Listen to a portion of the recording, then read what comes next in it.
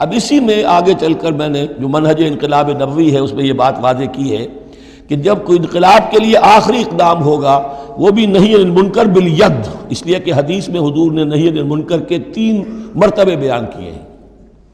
ابو سعید خدری رضی اللہ عنہ سے روایت ہے، من رآ منکم منکرا فلیغیرہ بیدہ فإن لم یستطع فبلسانہ فإن لم یستطع فبقلبہ وذلک اضعف الایمان، رواہ مسلم رحمہ اللہ۔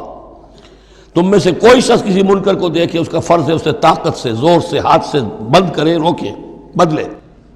اگر اس کی طاقت نہیں ہے تو زبان سے تو کہے، اس کی بھی ہمت نہیں ہے تو دل میں نفرت ضرور رکھے، اور یہ ایمان کا کمزور ترین درجہ ہے۔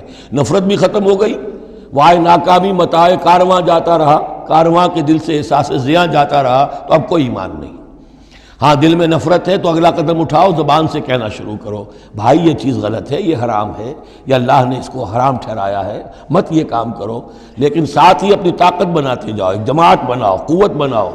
جب وہ طاقت ہو جائے اب کہو کہ اب یہ نہیں کرنے دیں گے، پھر وہ ہوگا نہی عن المنکر بالید، طاقت کے ساتھ۔ یہ ہوگا انقلاب کا جو ہے آخری مرحلہ۔